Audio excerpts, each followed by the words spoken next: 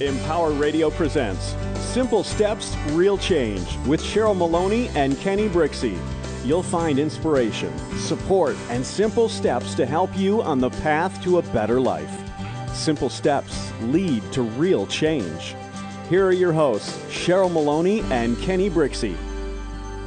Hi, everyone. What if you woke up one day and realized that what you were grateful for is all that remained?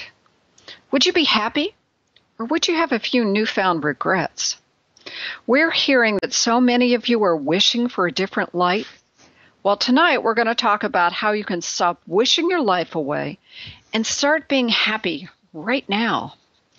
And when you discover the happiness in this very moment, we're going to show you how you can move forward on your dreams with no excuses, no limits, just results. That's the title of Kenny's new book, and tonight we're going to turn the microphone around on him to help you realize those dreams. Hi, this is Cheryl Maloney. I'm here with Kenny. Kenny, have you ever had a time in your life where gratitude escaped you? Oh, yeah, several occasions. Usually it was wrapped around a very negative experience, a negative situation that I found myself in. And it was just really hard sometimes to find that gratitude. It is amazing. The harder it gets, we just tend to lose sight of what's going on in life that we can be thankful for because we're just focused on whatever's negative. Mm-hmm. Yeah, it's so true. And another thing that I have found, and I've learned here recently, well, I say recently, over the past several years, I've learned how to avoid it. But I used to find myself, even when times were really smooth, just kind of forgetting to be grateful and just taking things for advantage, and taking advantage of things. And when we talked earlier, that didn't occur to me, but I did find that as well. So you're right. We kind of take our lives on autopilot. We totally forget that there is so much going around us that's just. Mm-hmm. Little things to be grateful for. And, how many times have we said, if you're not grateful for what you've got, nothing that you want you're ever going to be satisfied with. You're not going to be grateful for it either. So I know that you and I have talked about this a lot, and there are times when life has been hard. Things have been challenging, difficult. We get caught up in that negativity. And I tell people, yes, you're in the middle of a firestorm. Look out the window, and what do you see that you're grateful for? Mm-hmm. I'm grateful for the flowers that are blooming, the fact that I can breathe fresh air, and sometimes that's all we have to hold on to for the moment, but that's something to hold on to. Yeah, I found one of the easiest things for me to do is I call it my gratitude walk.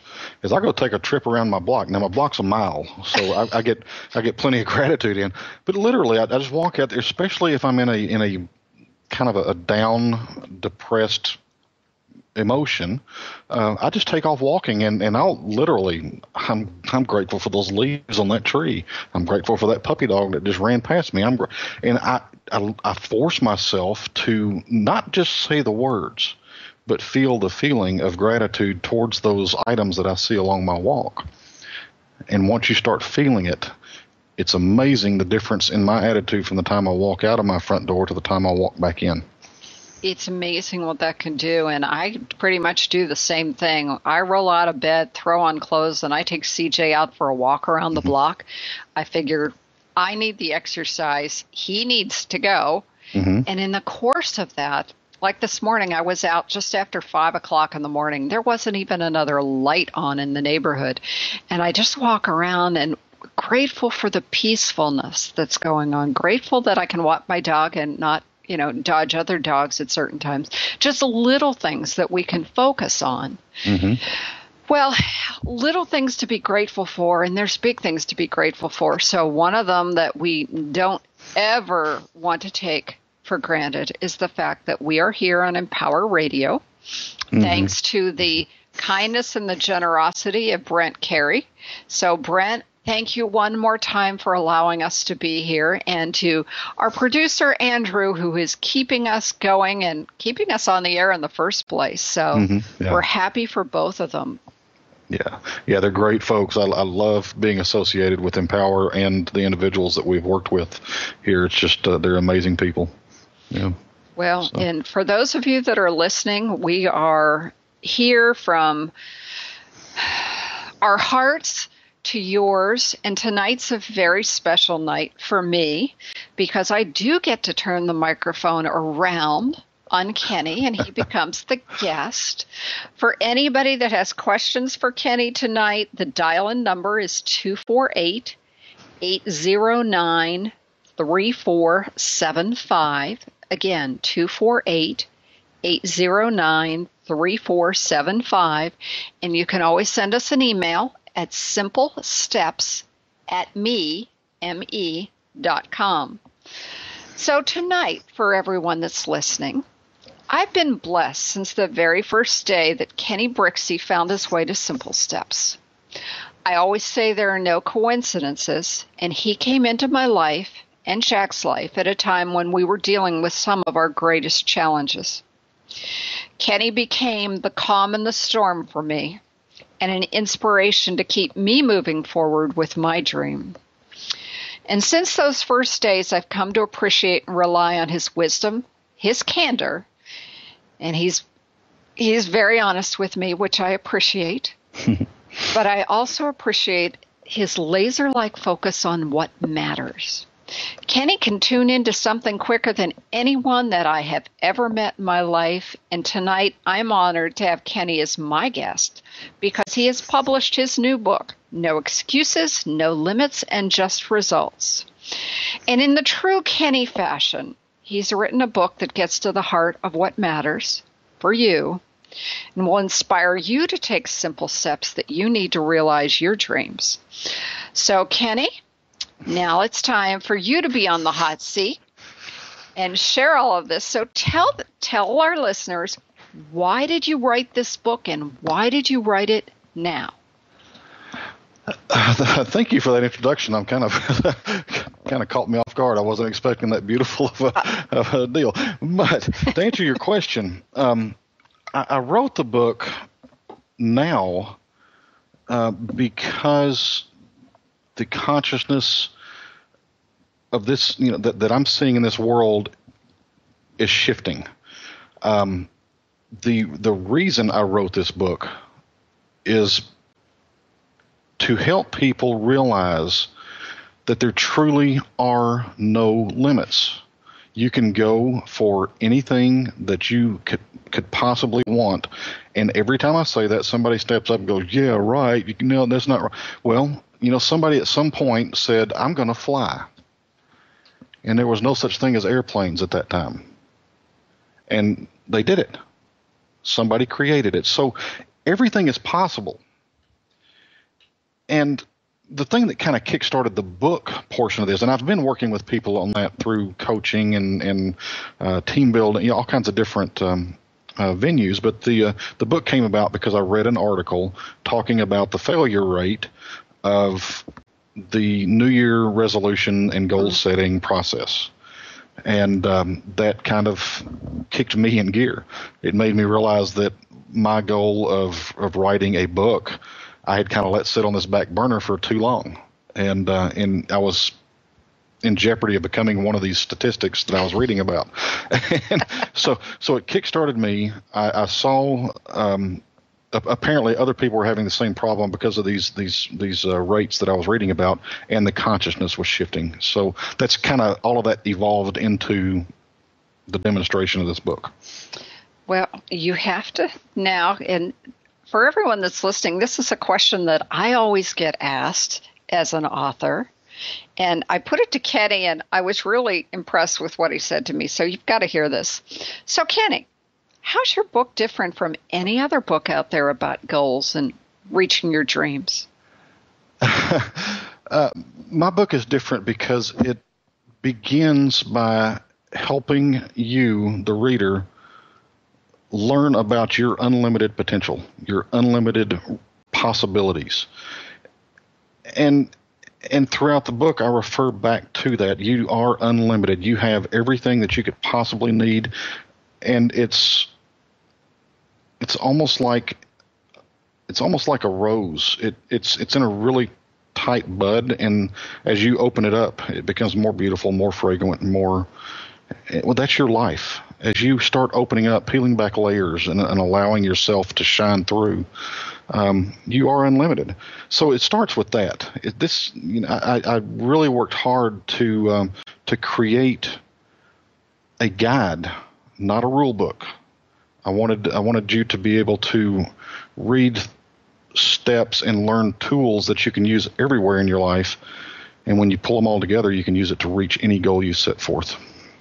Well, and what I love about the book, since I've been blessed to be able to read it, is that you start off by giving people guidelines.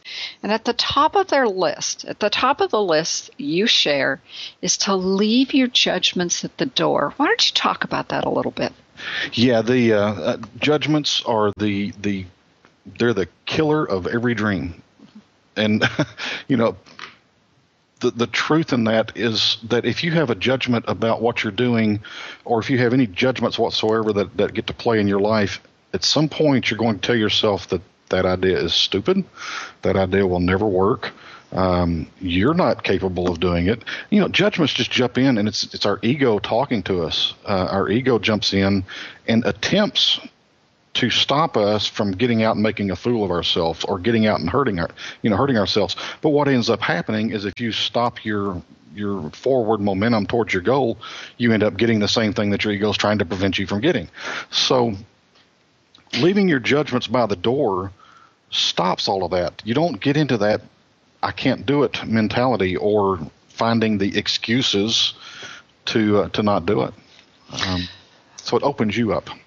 Well, and I like that part of it primarily because, and I've been through this too, I think just about everyone has, you have that feeling that you really want to accomplish, but that little person sitting on your shoulder, and Pam Thomas calls it Susie and her 5-inch stilettos, kicking you, saying, what makes you think you can do that? And you spend so much time second guessing yourself that you get into that period of, what are your favorite words? Analysis paralysis. Yeah, paralysis by analysis. Yeah, paralysis by analysis paralysis. Because you literally just talk yourself out of it with doubt, when there's so many things in your past that have probably been successful, but you're focusing on what you can't do instead of what you can do. Right. Now, you also say, and this one I like, probably it's one of my favorite, working, not working. Talk a little about that philosophy. That philosophy, I was taught that one, and it was from a seminar that I went through. They taught use working versus not working when you go in and look at your steps. And the alternative to that is looking at those steps as good or bad, right or wrong. Ugh. Those are judgments.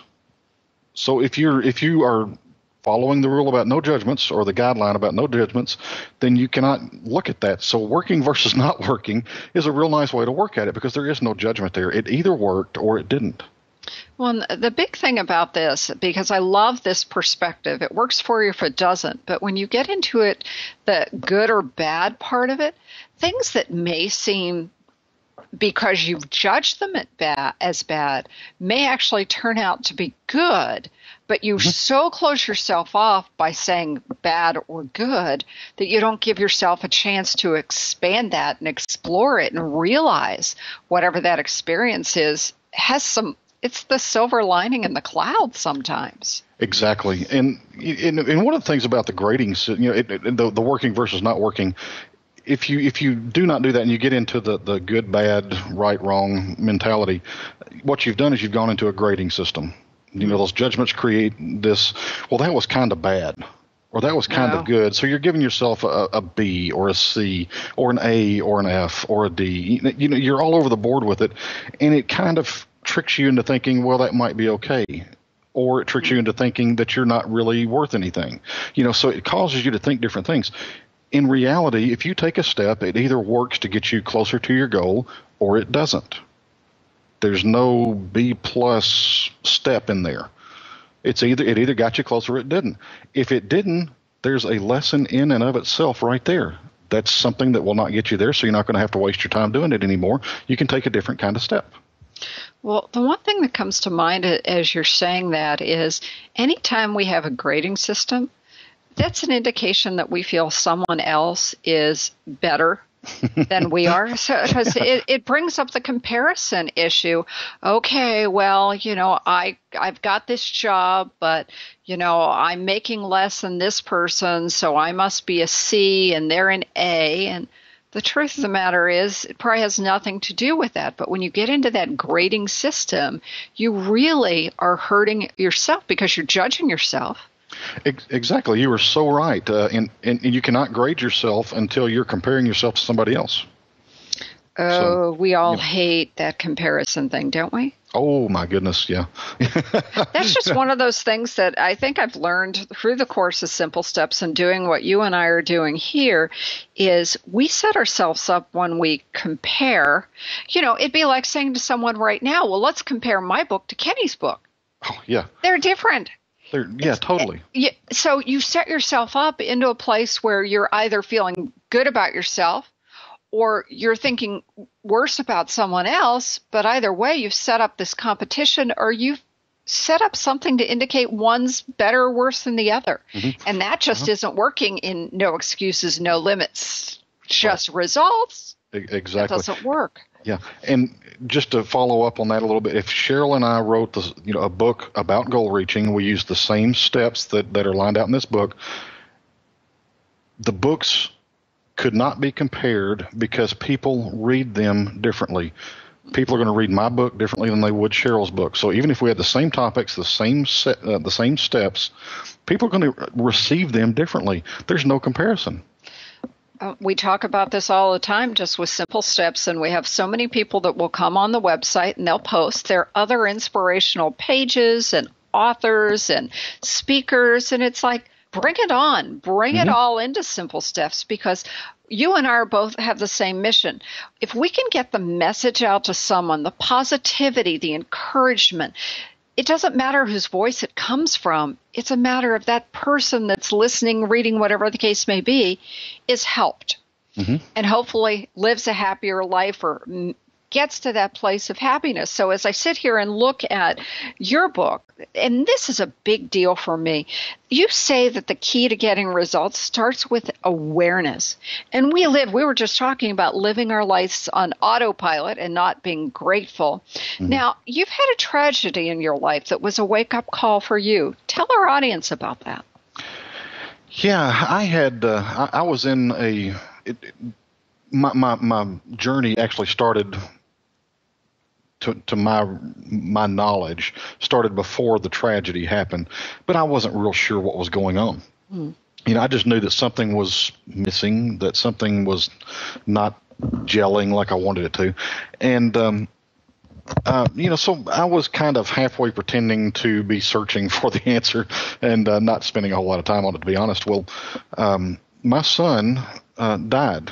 He was 18 months old, died of SIDS. They had his mother and my other son, and he had moved back to Florida. We were living in Texas at the time. They had moved back to Florida 6 months before this. So that was kind of a tragedy in itself. And then I get the phone call that he had died of SIDS, 6 months later, which horrible tragedy. That was my wake-up call. I can remember standing outside of the funeral home. I had gone through all the motions of doing the things that we were supposed to do. I was very fortunate that my in-laws who lived there at the time had handled most of the arrangements while I was trying to get there. But I'd gone through standing in there, letting people come up, say, give their respects and all of that. And then I just had enough. I kind of went outside and found a tree and was sitting up under the tree, and I was just bawling like a baby. Sure. And I was told that I'm not supposed to be crying. I'm supposed to be strong for the family. And that was when I realized that what was missing in my life was my authenticity. That I had, up until that point, I had done what I was supposed to do. I had done what was expected of me. And I had always been an individual, but when it came to times of emotional circumstances like this, I had done what I was supposed to. And that was my wake-up call. I remember that so vividly that okay, it's my authenticity that's missing. I need to find that. And isn't it, it just seems like we wait for, and we all do it. It isn't just you, although your wake-up call was just a hard blow. I can't even imagine. Mm-hmm. But we all seem to wait for something. And it's not like we're waiting, and maybe that's the wrong phrase to use. We wait for a tragedy. We wait for a challenge, a disaster. The marriage breaks up, something that causes us to say, whoa, wait a second. And we don't live that authenticity throughout our lives. You and I have talked about this before. While I didn't have a child who died, my father died. Mm-hmm. And up until that point, I had really done everything he had always told me to do. He's a very strong-willed man. Mm-hmm. You take Spanish in high school and college, you go to college, you get a degree, you get married, you have children, you get a job, you're loyal to the company, you do. And I had always done that. And when my job ended, and then my father died shortly after that, it was like, wait a second. This isn't me. This isn't the authentic me. I've been living someone else's life. Mm-hmm. So while mine is not near as horrific as what you went through with Hunter, that was quite a change for you to just say, because you had been separated from your wife for 6 months, mm-hmm. and now all of a sudden the child that was the love of your life mm-hmm. is gone. Yeah. Now, you just recently celebrated the anniversary of his death, right? Yeah, last week I celebrated the 21st anniversary of his death. And the important thing here for everybody listening is that it was a celebration. I didn't celebrate the fact he died. I celebrated him. And there's a huge difference. I wish every day that he was still here. And every day I thank him for the gift that he gave me when he did die. Because it opened me to the path that I'm on. And I am grateful for that path that you were on, because we wouldn't be here doing this. And quite frankly, I wouldn't have gotten through a lot of the things that I've gone through, except you are a rock. And I know you were the rock to your family all through everything else that was going on. But I love the fact that you celebrate what he brought to your life. We were just talking about gratitude. Mm-hmm. When you're grateful for the challenges in your life, there's a lesson out of them. Okay, it may take a long time to realize what that is, but there's a lesson. And when you're grateful for it, you get to a better place. Mm-hmm. It doesn't mean you're happy that your son died. Right. No. Right. So why do you think we need a wake-up call at all? That's the cool thing about this is we don't need a wake-up call. Some of us have to get that wake-up call before we take a step. But anybody that hears this, and a lot of people do get caught in the trap that they feel like they can't go that extra step unless something bad happens. Or if I take that extra step and towards my authenticity, but nothing bad has happened, it's not real. Well, that's wrong. That is, and that's the one time you're going to hear me use the word wrong. I was going to say, you don't use that very often. I don't. And that's a big judgment, and I'll admit it. But the fact is that if you choose to find your authenticity, you can do it. And it's just as real no matter what happened that made you do it, whether it was a choice or a very bad situation or just, however it turned out or however it came about. You can choose to find your authenticity. You do not need to have some sort of horrible circumstance to happen. Well, when you talk about authenticity, talk a little bit when you realized who Kenny Brixey was. Yeah, I had. I went through after Hunter died. I went through 2 years, literally. That from the outside world, you probably thought that I was okay. I was a little bit harder than I had been before. I was probably a little bit more blunt than I was before. Just not as happy and free and there was a definite shift. But I wasn't a horrible person. It didn't shut me down anywhere except emotionally when he died. And inside, it was turmoil. I was mad at God. I was mad at everybody who told me that God must have needed him back in heaven. That is the worst thing that you can ever say to anybody, and you'll never hear me say that to anybody. But that's a whole different. That's 5 or 6 more shows. But I was really carrying a lot of anger, a lot of sadness, a lot of hurt around, and trying to mask it all at the same time.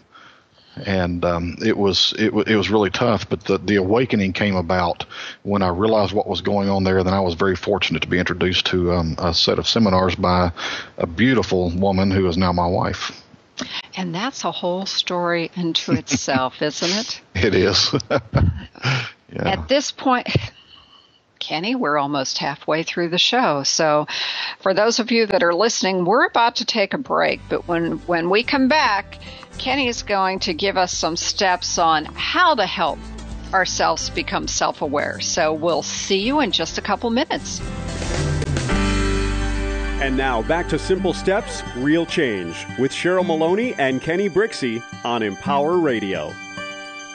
Welcome back to the show. Well, we're having fun tonight because I get to turn the microphone around on Kenny Brixey. And before the break, we were talking about just becoming self-aware. So, Kenny, give our listeners just 2 to 3 steps, something like that can help them be self-aware. Yeah, the simplest thing to do is question in curiosity, not out of judgment, but question everything you do. How does this serve me? Is this getting me closer to my goals? Just kind of check in on what you're doing and why you're doing it. Make sure you're aware of it, and see how it serves you. That's the big thing. Another step that you can do is to look back throughout your life and find some situations that you worked through that were kind of a hurdle at the time. What this does is this helps you get aware of the strengths, the courage, the love, the qualities that you have inside of you that are at your, that are resources for you to move through to the next goal in your life. So, for instance, when Hunter died, I had a strength inside of me that even at the time I wasn't real sure that's what was going on. There was a strength that was keeping me alive, that was keeping me taking the next step in my life. Even though I was in a very horrible place emotionally, that strength was still churning for me. Well, I can call on that strength in anything I do now because I recognize it.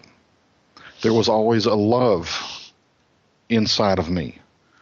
That love got really covered up when Hunter died, but it was enough love that I kept taking that next breath, that I kept taking that next step. So look at situations. What did you have that allowed you to move through those hurdles? Because they're still there. Those qualities are still there, and they're there for you to use now in everyday life, in moving towards your goals, in dealing with bad situations or situations that are not working for you. They're still there for you. So those are 2 of the simple ways, the simple things to do.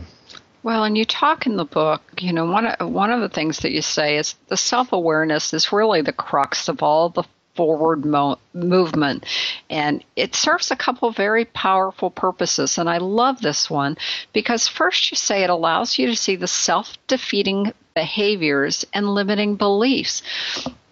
Just talk a little bit about why that's so important, because I know a lot of folks just want to kind of bury those and say, yeah, I'm fine, everything's great, but you have to see them.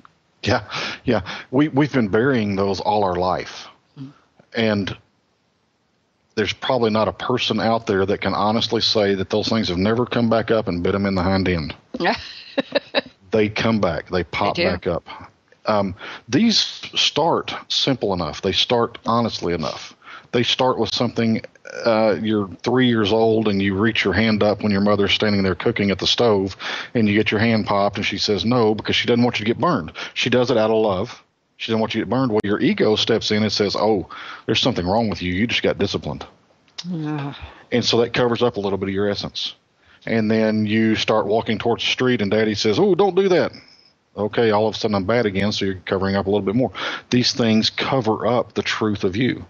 Now, they're all done innocently enough, but our ego steps in, and it does it kind of in a way to help protect us, to remind us not to do it again, but it covers us up and tells us that we were bad, that we were wrong, that we were, needed to be punished. And that's not the truth, but that's what the ego does to us. So you peel those things back, you get to your essence, and the essence is where all of that good stuff is, all of that power and that strength and that love and that gratitude and, all of the great qualities. Well, and you say that self-awareness allows you to see the incredible power within you. Mm-hmm. And we tend to, they're tied together. We tend to see what's going on right now. And if it's bad, or if we see it as not good, bad, not good, whatever you want to call it, if we see it in a negative light, then that's how we tend to think about ourselves. But if we can get out of this moment and be self-aware, as you say, of all the strengths that you have within you, you realize you can do about anything. So when Hunter died, you talk about spending 2 years in a really bad place, and you were in victim mode. What is it about you? What did you become self-aware of that allowed you to get out of victim mode? It was when I started looking at what took me through a situation that literally threatened to make me just not care enough to stay alive. I don't remember ever thinking that I ought to just go kill myself, but I do remember that life's not worth, I do remember feeling like life wasn't worth living. Sure. And yet something inside of me kept causing me to take another step, to go to work, to, I could have easily stopped working and just gone and lived off the street. That was something that was within a very real possibility for me at that time. But I didn't. Something kept driving me to take another step, to go a little further, to keep dreaming of what life could be like, and that was that love for myself, that love for the people around me, and that strength that I had inside of me. So that, I'm not sure exactly where, I do too know where it came from, but at the time I didn't know exactly where that's coming from and wasn't even aware it was happening. I just knew that I wasn't ready to stop living yet.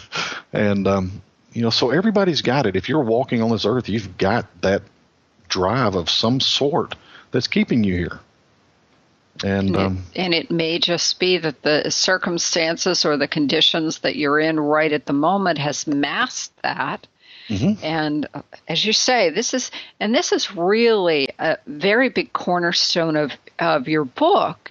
And I like to think that as I'm looking at this book about goals, this really is more based on knowing yourself and understanding yourself. Because when you do that, you realize there is no limits to what you can do. And then, of course, with no limits, that means you don't have any excuses, right? Exactly. Mm-hmm.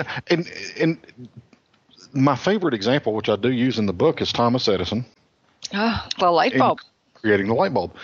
Now, I don't know about the people listening, but I know that I personally, even knowing what I know today, would not attempt something 10,000 times before I gave up. He found, in his words, this is a very loose quote because I don't remember the exact words, but loosely he said, "I have found nearly 10,000 ways not to make a light bulb." Right. He didn't ever say, "I found 10,000 failures." Isn't that just amazing? And that, I think this is probably one of those extreme examples, but look at our life. Look at how life is because he persisted. He kept going, even in the face of, it doesn't work. Well, it doesn't work because it's not supposed to work this way. Let's try it a different way. Mm-hmm. Mm-hmm. Yeah, there are so many great examples. One of my favorites is Michael Jordan. No. He got sent home in high school because he did not have the talent or the ability or the physical prowess needed to play basketball. And Walt Disney's another example. They said he wasn't creative. What would we be without our Disneyland and Disney World and Mickey Mouse? And someone out there is always going to be the naysayer of the group. But when you know inside yourself that because you are self-aware, that you continue down this path, even despite what everyone else may say. And I think that's a good point that's in here is when you're self-aware of what you're doing, where you're going, what matters to you, when you have that awareness, the naysayers don't have an effect on you. Mm-hmm. The perceived failures aren't failures, they're learning opportunities. Mm-hmm. Yeah. Well, in the book, you give some helpful hints to your readers. And one of them that you say is become aware of what drives your motivation. Could you talk about that a little bit? Oh, yeah. We one of the dichotomies, if you will, of motivation is you are either driven towards something, you are driven towards, you get motivation by going towards a possibility, or you're motivated to move away from something that's not pleasant in your life. And an example of that would be if you wanted to lose 15 pounds before you went back to a class reunion, and your motivation is to look good to look good in front of your classmates. But your drive, what you were setting your goals for was to live a healthier lifestyle. While both of those are good, or work for what you're after, they're kind of out of sync. Mm. So instead of, setting that goal for the healthier lifestyle might have been done because you were looking at an unhealthy result if you didn't do something. Well, that has nothing to do with looking good for your party. So in other words, it's basically sync everything up. Find out what drives you, or you want to move away from something or move towards something, and just set your goals accordingly so that you don't have the confusion. And I was trying to think of another example there that I have had recently, and now I forgot what it was. Well, and that's okay, because I'm actually I want to ask you a question about this particular one, because you say figure out what you're moving towards or moving away from. Uh-huh. So we do all these things with the law of attraction. And if you're moving away from something, are you focusing on what you don't want? That's a great question. It is tempting. It is tempting. Okay, let's use black mold. If I have black mold in my house and my focus is I got to get rid of that black mold, I can take some steps, and it's going to be really tough, and it's going to, I might or might not get it. And I have a very good friend who went through this exact same thing. She got to the point where she ended up having to rip everything out of her house. Now, had she changed her thought process in this particular instance, she could have changed it and found out different things that she could have done for a healthier home. And it wasn't just the things it wasn't just the mold on the wall. There was something with her air conditioning unit and something with the humidity levels in her house and things like that she could have tweaked. So if she would, had she looked at things as building the healthier lifestyle, if she would have looked at, I want to get rid of this black mold, what does that give me? If she would have taken that path, she would have seen that would have given her a healthy lifestyle. Then she could have tweaked all of her goal setting to building a healthier lifestyle. This would have opened up, and she will admit all this. I'm not speaking, I'm not making all this up. She would have opened herself up to seeing these different ways. And after the fact, she was going, I wish you would have helped me do that, Kenny. Didn't know what you were going through. So, I couldn't tell her. But that's what it done. She focused on the black mold, and it just kept getting worse and worse and worse. Even though she used the Kills paint stuff that is supposed to do a really good job, several other things. But she just kept focusing on that black mold instead of the healthy lifestyle. So if you're focused on moving away from something, if you see the polar opposite of it, what's the positive result of being away from that, and make that your focus? Great point. As you tell folks to take a look at the truth of you and the illusions of their lives, how do you help them work through that? I get pretty blunt with them sometimes, because it's when somebody says they're not worthy of something, my first question is, how's that working for you? Prove it. That's not anybody's truth. The truth of every person on this earth is you are capable of anything that you desire, capable of anything that you need in your life. Excuse me. Any limit is an illusion. Any excuse is an illusion. It's that simple. It's that simple. It's not something to beat yourself up on. It's not something to place judgment on. These are facts. If you ever catch yourself making an excuse, which are the excuses, just to define them, the excuses are things outside of you.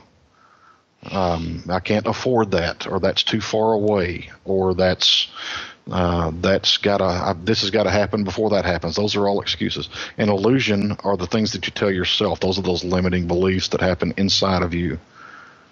And if anything stops you from going for a goal, that's what's happening. It's all, and it comes back, in a lot of cases, it comes back to ego that's there, in theory, trying to protect you from being hurt or failing or perceived failing, whatever the case may be. You literally do get held back, but you've created this illusion in front of you.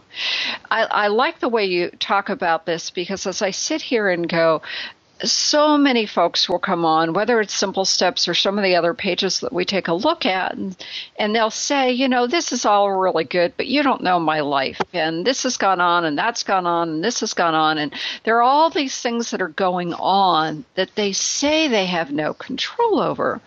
But the truth is, they make them walls, they make them barriers around themselves, because then they are the victim, and they don't have to try. How do you get people past that point where everything is a can't? I show them help them find, that's a better way to say it, help them find the payoff of staying where they are. Because there's a payoff in staying there. There is. It's true. Every time. And people will argue with me, especially when they get on the up under the light and we start working. They'll argue with me about it, but there's truth. There's a payoff to every situation, good or bad, right or wrong, working or not working. There's a payoff for it, and it's to identify what those payoffs are and to see them for what they really are. A lot of times, especially in negative situations, the payoff kind of gives us an excuse, kind of gives us a reason to stay where we are. It really is an excuse not to take the next step. And, it's just so much easier in the long run to go ahead and take that next step. Isn't it? Because when we stay stuck in the place that we are and we're not happy there, it's like when you're talking about people that will come up with all of these excuses, and in our minds, in our hearts, those are very viable. I mean, and we've created this. It's not that we're trying to make excuses. All right, some people do. But it's just that we've created this wall around us, this protective wall around us, that then we don't have to take a risk. We don't have to step out and, test the limits, which, like you say, there are none. We're in this safe little box, but we wake up one day, kind of like what you did when Hunter died, and went, wait a minute. Is this all there is to life? Is this really the life that I want to live? And sometimes it takes that awakening for people to say, this isn't the way I want to spend the rest of my life. Now, you and I both deal with a lot of folks that are older as we are. And in my case, I woke up, I was 52. And I went, is that all there is to life? Because I had built those walls around me, that protective shell, and I never stepped out of what was my comfort zone. So what do you say to people that, they're stuck in this negative place, and they're looking at this book saying, No excuses, no limits, just results. Well, you know what? You don't live my life. I don't have a job. My husband just left me, and I'm in this, what?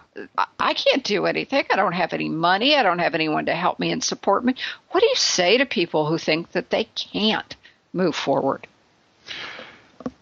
The first thing I have people do is to start imagining without limits, without excuses. Just imagine if you had a magic wand and you could wave it around and the purple little stars and glitter would fly off the end of it, and you got to do anything that you could possibly want, what would you do? And I have them do that for a reason. I get them to start imagining without limits, because what happens is the limiting thoughts that we have take those walls that are built, like you're talking about, and they contract those walls. They close the walls in, and our world gets smaller and smaller and smaller. I had a client that became, and I do not remember all the technical terms, I think it's agoraphobic. Mm-hmm. She literally could not get out of her living room. Mm-hmm.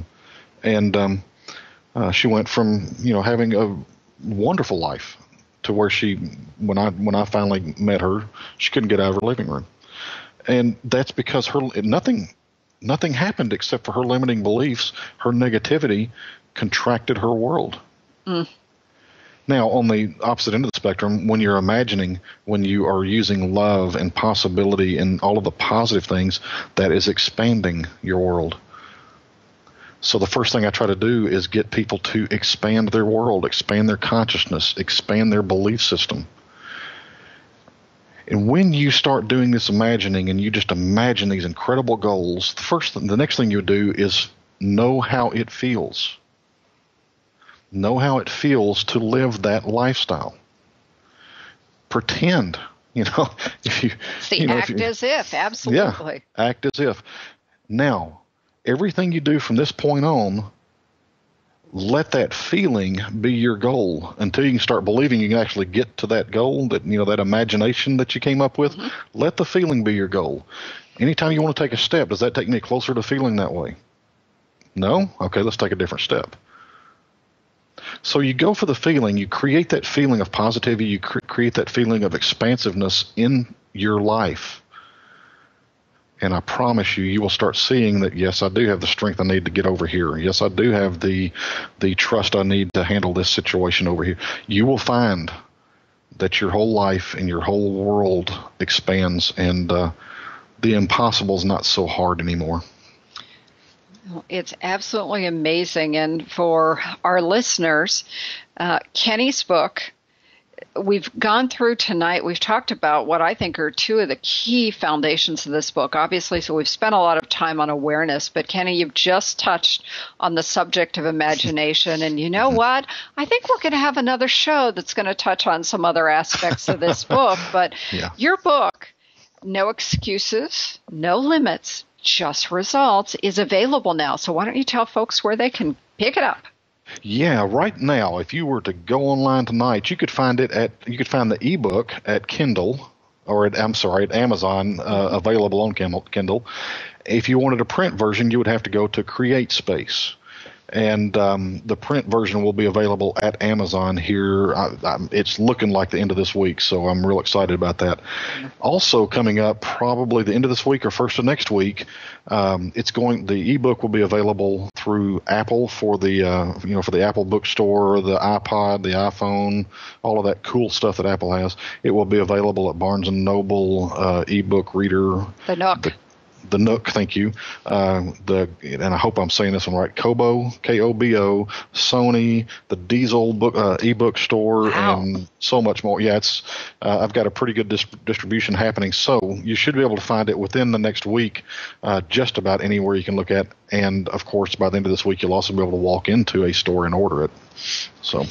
Well, and I think that's a real key thing for our listeners to know about. I mean, Kenny and I are both self-published authors, and if you want Kenny's book and you want to get it in that paperback form, you can walk into any bookstore and say, I want No Excuses, No Limits, Just Results by Kenny Brixey, and your bookstore can order it in. They don't tend to stock them, but of course you can always get on Amazon.com or CreateSpace and order it and have it delivered to you too. I like that delivery thing. They just show up at my house, and that's good. Yeah, and I know that the bookstore that I go to here will actually, you can place the order there and they'll deliver it to your house. So it's they'll ship it straight to your house, so you get best of both worlds. So yeah. It is so exciting, Kenny. I know that this has been a long time in the coming, and I'm really excited that this is just the first step for you about talking about this book.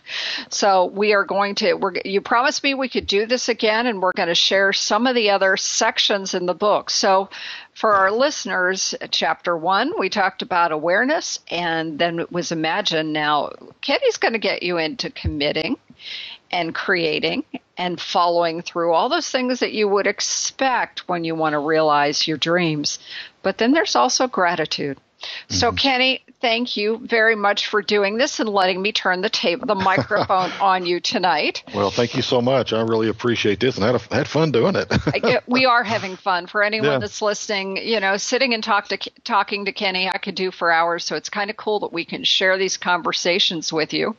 And next week's show, we are actually bringing back one of our popular guests, Regina Cates from Romancing Your Soul, is coming back by popular demand. Yeah. So I'm really excited about that. She has a Facebook page called Romancing Your Soul on her own website, and she's going to share with you a concept we just touched on last time, and that's how to master a mind with a mind of its own. Now, I think I've got one of those, and I'm sure there's a lot of listeners out there. You do too. So if you will tune in next week, Regina Cates, Romancing Your Soul, will be our guest again. Kenny, thank you so much for sitting on the other side of the mic tonight. It's been fun. Well, thank you so much. I sure appreciate it. All right. Have a good night, everyone. Andrew, thank you for everything. And Brent, we love you. Have a good night, and happy 4th of July, everyone.